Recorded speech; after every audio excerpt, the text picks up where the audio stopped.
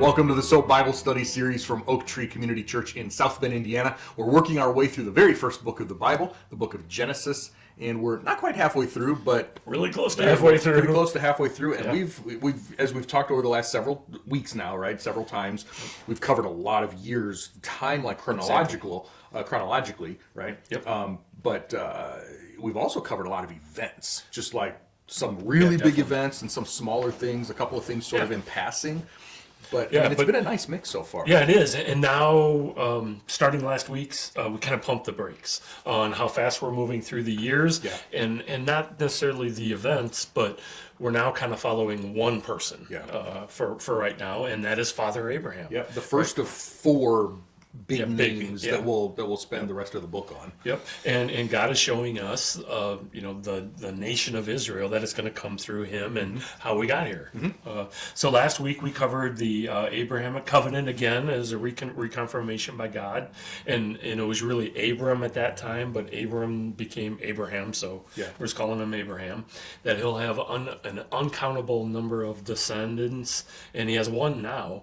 And it's through Hagar, not Sarah, who we know it's going to be. So we know something else has to be happening here. Yeah, so it's interesting because Abraham's not a stupid guy, right? So God says, I'm going to give you a lot of descendants. And that's all the information he has. Right. So he's like, all right, well, let's let this guy be my heir. Nope, going to be a biological son.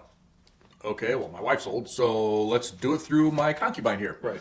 Nope, going to be through Sarah. Oh, it's like every time he takes a move, God says, nope, we're going to do it this way instead. Yeah, but that is the God thing, right? Yeah. Where okay, I know that this is the direction, so here's what I'm going to do. Yeah. And God's like, nope. Yeah. Well, and I think we see that play out several more times, definitely this week and other times in Abraham's life, where he's like, I mean, he has some specific motives I think we'll talk about, but he seems to run into things pretty fast. Yeah. Right. Well, speaking of doing things because you think it's in the direction of God, we ended last week with the destruction of Sodom and Gomorrah. Yeah. And with Lot's wife turning into salt, but Lot's daughters also doing what they thought was right. Yeah. They slept with their father. Both had offspring from that, and that offspring became the Moabites and the Ammonites, who spent the rest of their lives messing with Israel. Perpetual enemies. Yeah. So we're on chapter 20, if you're following along. Abraham, he moves south. He's still in Canaan, but he's in the southern region. And remember, he's still rich. He's still powerful, like you said. And he meets a king, Abimelech. Yeah. Abimelech. Yeah, man. Anything more than Gary, I'm in trouble here. And Abraham again tells the king, and last time it was a pharaoh, but this time it's a king, that Sarah's his sister. Yeah. This is the second time it's happened. Why is he doing this? Well, is it wrong? back in chapter 12, he specifically said, oh, if I tell them you're my wife, you're so beautiful, they're going to kill me and take you anyway. So let's just tell them you're my sister, which is not exactly wrong. Right. She was his half-sister, right? So he's not lying as far as the details are concerned. He's just not telling all the truth. And it's definitely meant to deceive, right? Yeah. You know, would Abimelech, would Pharaoh, would whomever treat him better if Sarah's his sister? Well, yeah. Yes. But aren't they more likely to take her if she's not his wife, you know? I think this is one of those areas where Abraham runs into a situation, makes a stupid decision because he doesn't seem to have, talked to God at all about it. Yeah. Doesn't seem to take any time to think about it. He's just like, all right, this is what we got to do. Right. It doesn't change. It's a standard operating. Seems to be his. Well, when Lot was taken captive, what did he do? Got his guys together. He's like, let's go hunt them down. Let's go get them. These are like massive armies, and there's 300 of us. That's all right. We've got it. And he won. Well, yeah. So I think this might just be his personality. Well, or he's thinking, I don't have any descendants yet, so God's got to keep me around. I can do whatever I want. Sort of invincible. And I suppose that's possible. Yeah. All right. So Sarah's put in the king's harem. Yeah. She's late 80s at this point. Maybe the king was thinking more along the lines of maybe of a political alliance, too. Yeah. That's kind of where I went with it. But if a baby is born now to Sarah, everybody's going to think it's the king's and not his, not Abraham's. So God tells the king who Sarah is. There's some tense discussions that ends with the king agreeing to give Sarah back untouched. And then it says, and the prophet will pray for the king and the nation. Yeah. And he's talking about Abraham. Yeah. So Abraham's a prophet? Yeah, I mean, a prophet is someone who speaks for God, gets a message from God and speaks for God. So yeah, at least in this case, he was definitely a spokesman, ambassador, prophet, whatever term you want to use. God used the term prophet to refer to him. Yeah. So Abraham does pray, and this allows the nation where the king's at to have children again. Yeah. Which is kind of an interesting play, because Sarah's trying, they're trying to get Sarah pregnant, and since she was captive, now nobody in the nation can get pregnant. Yeah. And now that she's back, people can have children in the nation again. Yeah. Kind of a cool play there. Yeah. Yeah. So again, it ends very well for Abraham. His wife has returned. He gets more sheep, cattle, and servants. Yeah. And Sarah's given 1,000 pieces of silver, which is good. We move into chapter 21. God helps Sarah get pregnant, and they have a son by the name of Isaac. Yeah. After all that work, it's kind of anticlimactic here. But just as a check, Abraham's about 100 years old. Yep.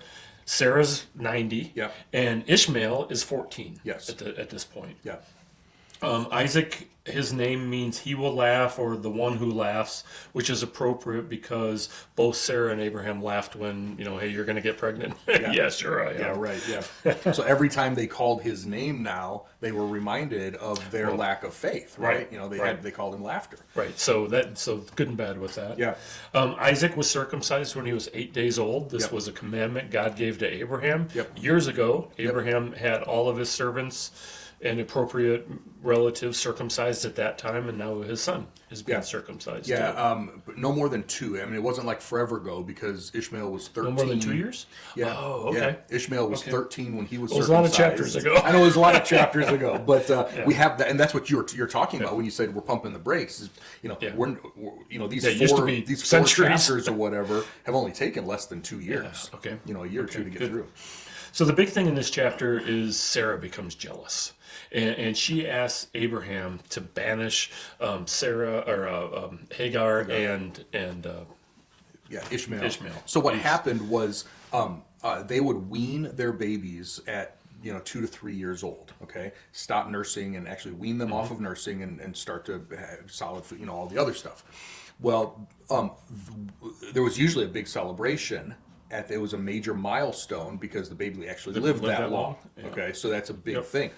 So at that celebration, Isaac is 2-3 years old. Ishmael, late teenager now, and all our Bibles say, our translations just say that somehow Ishmael was mocking Isaac. We don't know exactly what was going on. Right. Okay, but something. It wasn't just that Sarah, Right. I've got a son and I'm jealous of you now because yours is older. Ishmael was doing something to Isaac, and it really ticked Sarah off. Yeah. Well, That's you what need to banish him. Yeah, that's what was going on. And we don't know exactly what that was, but it was enough for Sarah to say, I don't ever want to see you again, and go to Abraham and say, get this woman and her child. Right. Young man, not child, young man. The word is actually young youth. Get him out of here. I don't ever want to see him again. Yeah, so that's exactly what Abraham does. Yeah. Gives her some food, gives her some water, thank you, goodbye, type of deal. Anything illegal from the region or from God with that? Culturally, I mean, Hagar was not a full wife. She was a concubine. The fact that Ishmael was born first meant nothing because basically he was a stand-in only if Sarah never got pregnant. Isaac is the covenant heir, and yeah.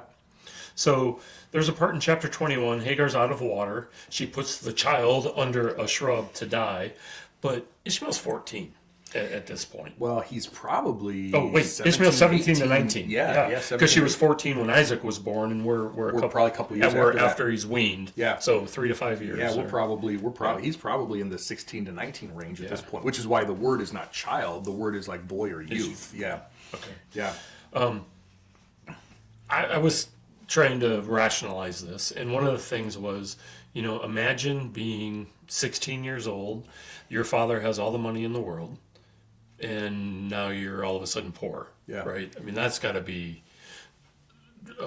incredibly traumatic, and in the same way with Hagar too, right? If I got an in, we're good here, and now everything was taken away from her. Yeah. So really, from their standpoint, their old life is over. Their old cushy life is over. Yeah. Now they actually have nothing, Yeah. and they're starting from scratch. Yeah. I mean, this is a big deal. So maybe she's thinking she wants to die, and maybe we're going to die because we're not going to be able to get through this. Yeah. But, So I think it definitely is traumatic. Yeah, so she's an Egyptian. She joined them, became Sarah's handmaid or slave or servant or whatever you want to call her, while Abraham and Sarah were down in Egypt in chapter 12. Right. So she's been serving Sarah all this time, which is why Sarah said, Abraham, here's my handmaid, type thing, surrogate mother for Sarah. So she's lived out. She's been taken away from her family. The whole thing. If she had a family, if she was a slave, maybe she didn't even have a family, to speak of. And she's had this cushy life, this whole thing, right?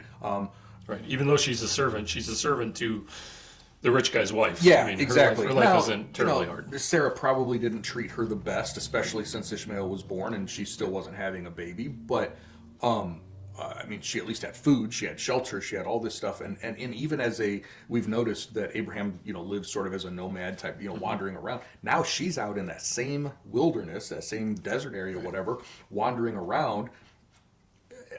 She's going to end up in Egypt. Is she trying to find her way back home? Is she, she just figures she's going to die out there. Right. Abraham's supposed to be this godly guy, left her to die. Right. Right. So you can see how it's... Yeah, so God did tell Abraham she's going to be okay. Yeah. And then in this section, Hagar is also told the same thing. Yeah. Well, okay is relative. Well, but God actually comes to her, talks to her about it. Yeah, and that out of Ishmael will become a great nation. Yeah. Too. So I didn't help feed her right then, but I had to definitely help her. Yeah. And so what great nation came out of Ishmael? Well, next time we'll get to chapter 25, and it actually gives Ishmael's descendants, and it says there were 12 princes, actually, of clans. So 12 tribes, 12 nations, whatever you want to call it, that ended up settling between Egypt and what we know of today as Syria, Turkey. So think of who are the people of the Middle East who are not Israelites, who are not Jews. Yeah. These are Arab nations that came from Ishmael. And if you talk to Arabs today, many of them acknowledge, the Muslim faith acknowledges that Abraham is their father through Ishmael. So this is it's not even like well, you're a Bible believer, you think that. No, that's a known thing. Too. Yeah. Right.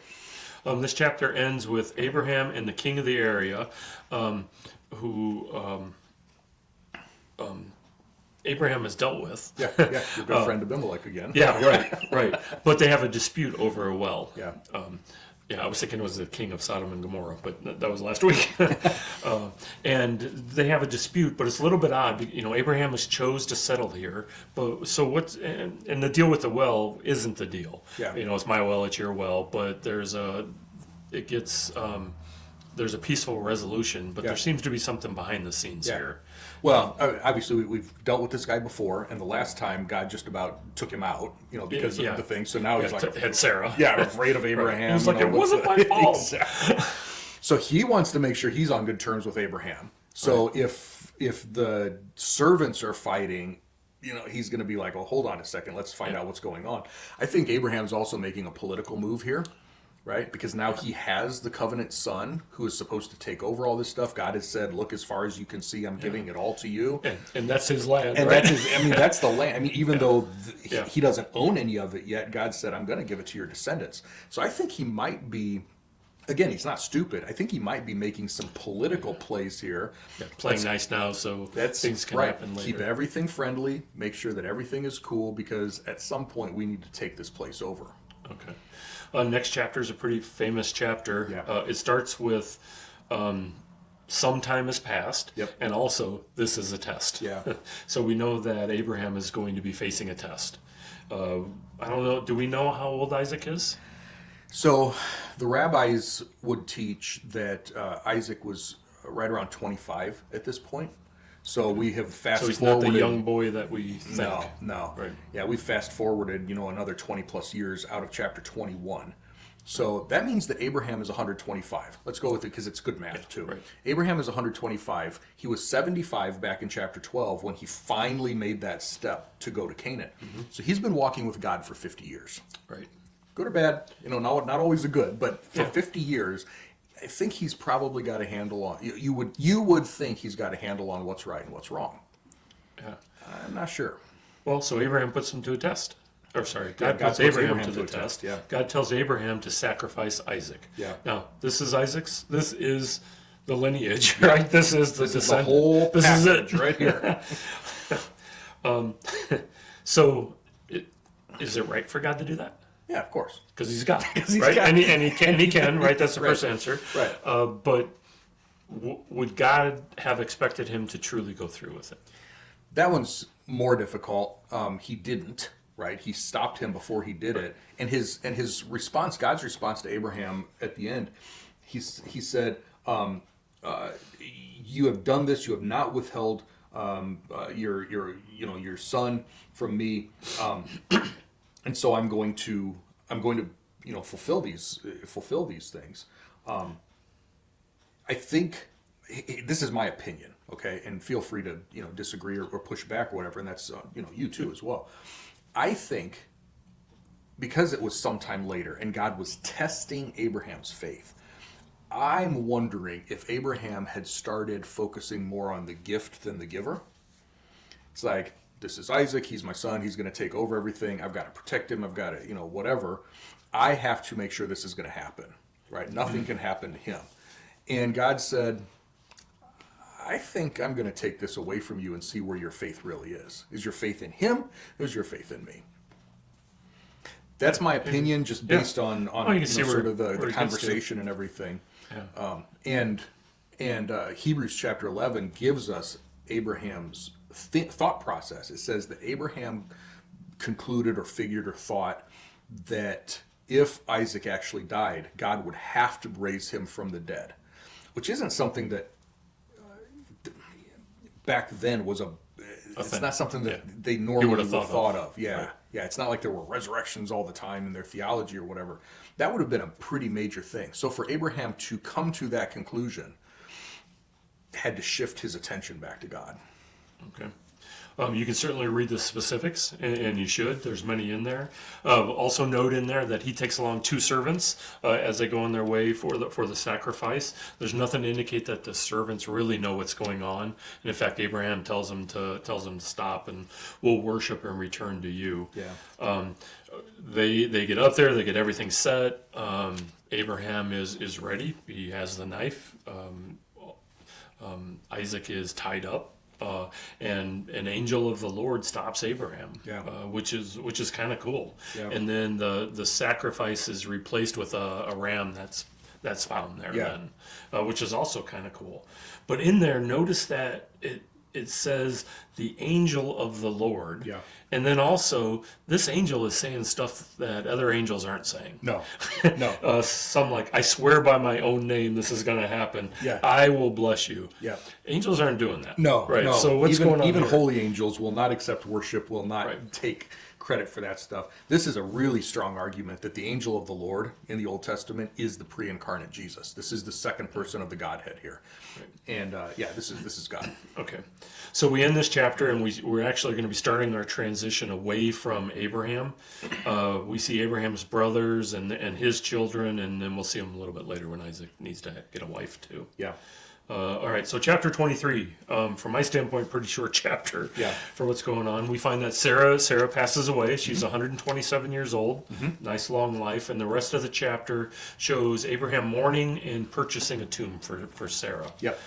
It's interesting that Abraham is still a nomad. He's still going around. While he's incredibly wealthy, and I'm sure he's picked up maybe some land, he doesn't have any land here. Yeah. So he has to go and get some land so he can bury his wife. Yep. I think this is the first piece of property that First he real actually piece? owns. Okay. He had some wells that he dug. Well, yeah, But that's I don't know true. what that Yeah. counts for property, but Yeah. so Abraham asked the sons of Heth the right of ownership for the burial site, which I think is kind of cool. So he's not asking for the land. He's asking for the right to get the land. Yeah. Almost like going to the elders of a city and saying, hey, I want to, do business here. Is that okay? Yeah, so he's not buying like an entire, region or, acreage or Yeah. whatever. He's going to buy one cave Right. and just that cave to where he can, Right. bury. Right. So then there's a conversation with a different guy who happens to be there for the whole thing about the cave, which would be the tomb, and there's an adjoining field Yeah. too. So now it's a little bit bigger. Yeah. So why is that such a big deal, and what's going on here? Well, because again, I think this is a political move, right? So, I mean, Abraham again is not stupid. This is the art of negotiating. Oh, you know what? I'm not really interested in a whole bunch of stuff. Just give me the cave. Oh, no. How about if you have the cave and the field? Oh, well, maybe I could take some of the field. And I think this is the negotiate. And I love the at least in the net translation here. Hear me out. I'll pay you this and I'll pay you that. Let's go back and forth. And Ephron says, the land is worth 400 pieces of silver, but what is that between you and me? And so what does Abraham count out? 400 pieces of silver, right? Yeah. Well, and you make sure it's public. Yeah. Right. So everybody sees it. Everybody knows. And then. Reading the commentary on this section, there's an awesome piece that Moses, so way later, Moses is going to remind the people that their forefather, Abraham, right here, secured property in the promised land. Yeah. And now their job is to go get the rest of it. Go get the rest of it, yeah. Which is like way cool. Yeah. I'd never seen that before. Yeah, it's I think it's also, if you remember back to chapter 14, when Abraham rescues Lot and there's Melchizedek in there, and he's talking to the king of Sidon, and the king says, oh, keep all the stuff. And Abraham says, nobody is going to be able to claim that you made me rich or that you, benefited me or whatever in that. Right. Yeah. And I think it's the same type of thing. Yeah. He's like, again, same motive or same. Yeah. Abraham isn't the first one to throw out a number. Yeah. Right. So Yeah. Ephron throws out a number. Abraham says, "That's fine. I'll take your thing. I'm not looking for a cheat. I'm not looking for a deal." I think he's playing it really straight here. Yeah. You don't want to deal on your wife's freedom either. Maybe you do. Yeah, but you're gonna throw in the Throw in the extra nice off. yeah. All right, good place to end here. Yeah. So I think when he died, this was probably the only piece of property he actually owned, which seems pretty sad, for somebody with as big of a thing. Doesn't need anymore. Oh, yeah. He just rents. Right. So, so was he, we've got some ups and downs here. Was he faithful? Was he trusting God? Not all the time. And yet he is the father of our faith, right? The father of faith. And so let's learn from him. And he fell down, stood back up, and God was able to bless him in so many ways and bless us through him as well. And we can learn a lot from that. So we'll pick up here in chapter 24 next time with some really important things, actually, some really important stuff coming up in the next couple of chapters. And we'll be halfway through. And we will end up being halfway through as well. If you have questions or comments, make sure you send those along to us. In the meantime, subscribe, share this with your friends and family, and we really appreciate the fact that you joined us and follow along with this. We'll see you here next time. Bye.